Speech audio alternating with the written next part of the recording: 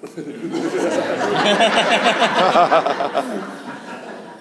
I don't have any intention of buying any of those things, but I mean, you kind of get into it, and you can't actually get up and leave on your own. Something has to help you. Something has to come along and interrupt you, like you need to go to the bathroom, or you get really hungry, or something like that. What is needed is something to break the spell. Now, this is if you're a weak-willed person like me.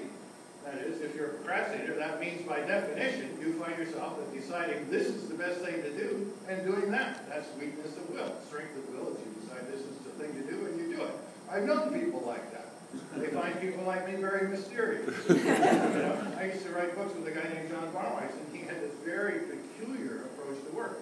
He would prepare an outline, and then he would write successive paragraphs corresponding to the points in the outline until it was done. I found this utterly bizarre. I had no idea that's what you're supposed to do with an outline. I kind of did the outline, and that was today's work, and then you lost it, and did another one the next day. Now, I learned one trick that helps when I'm going to be on the web, and thus inevitably attempted to surf. I start my session only with some natural event is sure to interrupt me in a decent amount of time. I log on when I'm already hungry or pretty sure my wife is going to pop in with some urgent task. That means like any morning I've ever been alive. Or I'm already feeling the first signs of a full bladder. If you use a laptop, another ploy is just unplug it before you begin. When the battery runs out, then if you're still working on your email, you can plug back in. But if you're off surfing on the history of Tajikistan, maybe it'll break the spell. If nothing else works, set an alarm clock to interrupt you after half an hour. Of course, you may end up knowing a little less about Tajikistan than you would have liked. Now, this illustrates the main theme of the book, which is self-manipulation. If you don't have willpower, then you have to get yourself to do things in other ways. The same ways you get other people to do things, by tricking them, manipulating them, putting them in positions in which there's not much else to do.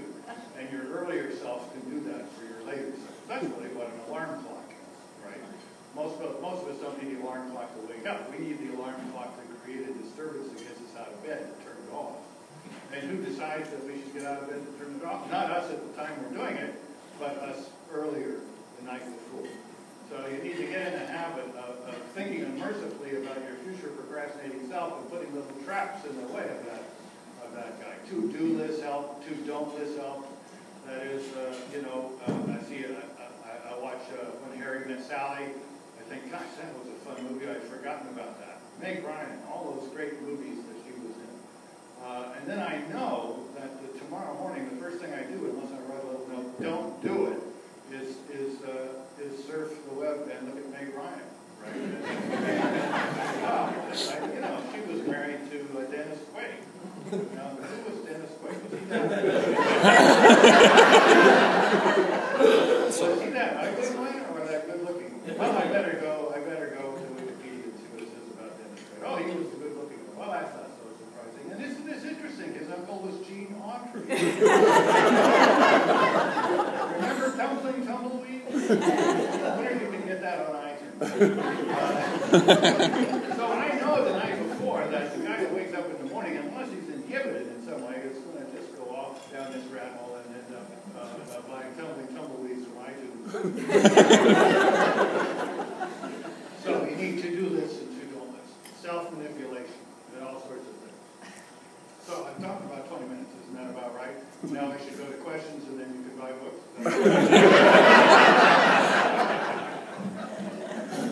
I am real glad to be back here and see all my old procrastinating friends and a lot of new ones too.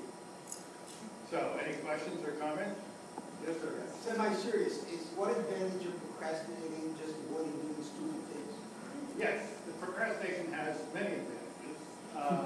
It is a flaw. I don't argue that it's not a flaw. I just argue it's not the worst flaw in the world. You shouldn't berate yourself for having it.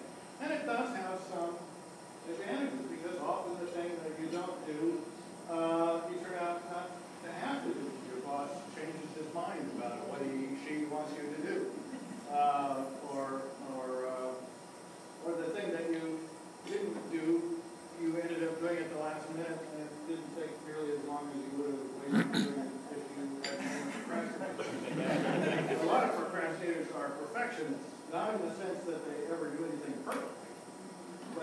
fantasize about doing that.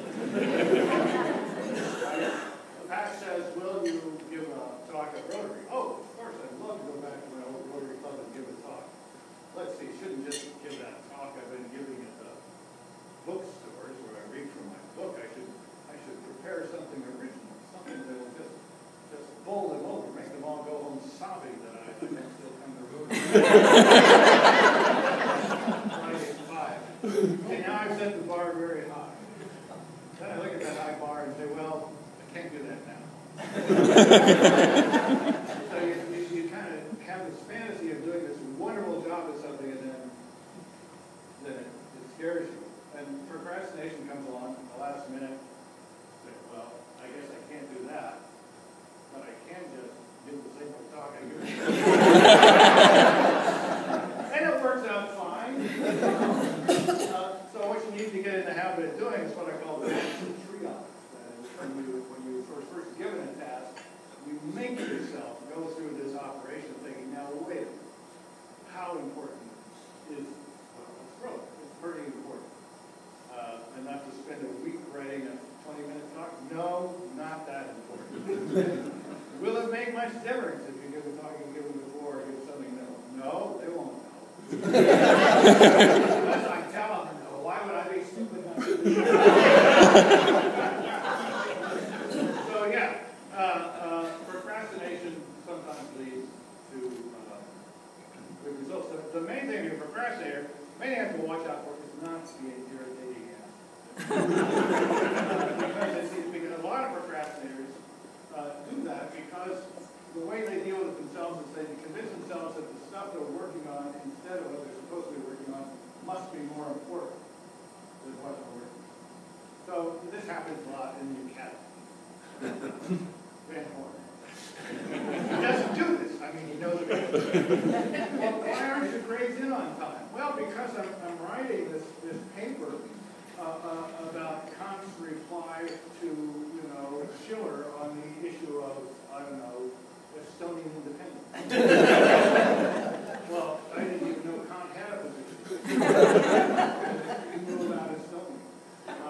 No, it's terribly important. Terribly important. So they convinced themselves that if you had a true understanding of the importance of things in the universe, you would realize that what they were doing was more important than what they weren't doing, which was slowing everybody else down to their rate.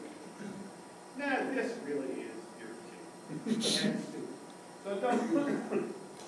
The right thing to say is, I'm sorry, I'm a procrastinator, I put things off.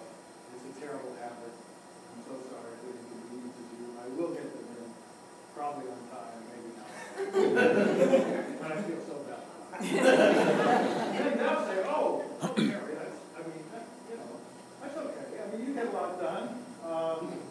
You have good sense of humor. You always clean your own coffee cup. So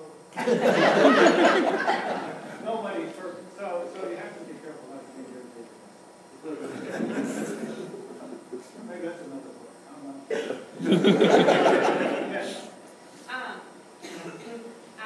interested, without giving away the book, because I'm very interested in getting a book, but what are your favorite forms of manipulation? I work with Horizon planning events and things like that. Favorite forms of self-manipulation? Yeah. Or how to manipulate others who are procrastinators. That are irritating you. Well, to-do list can help a lot. Now, to-do list is not a list of things to do. I mean, that's not its point. You always remember what you're supposed to do, think about it. A to-do list is a list of things to check off once you get them done. Something feels so good to check them off. Right? You should have a special, one of these Sharpies, these are thick things. Then you want to break your to-do list down into very small things. Like my to-do list always starts out with get out of bed, make the coffee, don't go back to bed. Drink the coffee there. By the time you get your first cup of coffee, boom. The other thing you can do these days with all the computers and iPads we have, they all have alarm features built in, and you can start the day off with good browsing music. Like the Stones, something like that. Now the thing is, in the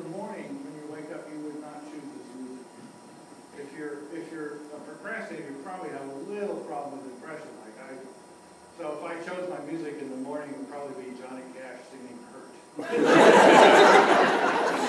About how he cut himself, see if he was still alive. That's not going to get me out of bed going, right? But the night before, he's not depressed. He's full of ambitions for the guy who's going to wake up the next morning. So he can decide what the music is. And so I'm lying there awake, and if the alarm isn't enough to get me out of bed, or I have a snooze alarm, which is a very bad idea for procrastination, then pretty soon the next room down, up there is my computer, will start me up, or ooh-blah-dee-oo-blah-da. Not be awake, or, you know, it's not, don't pick the music on the basis of how good it is, pick it on the basis of its beat. Yeah, so those are mine. Yes? I'm trying to decide whether or not to buy your book. You have a subtitle. I'd like to hear a little more about lollygagging. Lollygagging. Well, you know, I wanted to call the book Structured Procrastination because that's what I called the website, and I thought, you know, what a great title. Somehow the publisher, now the way these things work, I find out, is that the publisher gives you an advance. That's something in academic publishing that never heard of. Very lucky if they don't start with you to publish. But they give you an advance, and they're willing to pour a lot of money into publicity and stuff, but they really can't change a word of the text without your permission, or at least but the title, the thing that the public is going to see, they feel they have quite a say, and they didn't like Structured Procrastination. And we went around with all kinds of titles, The Power of Procrastination. I thought, that makes it sound like Norman Vincent Peale.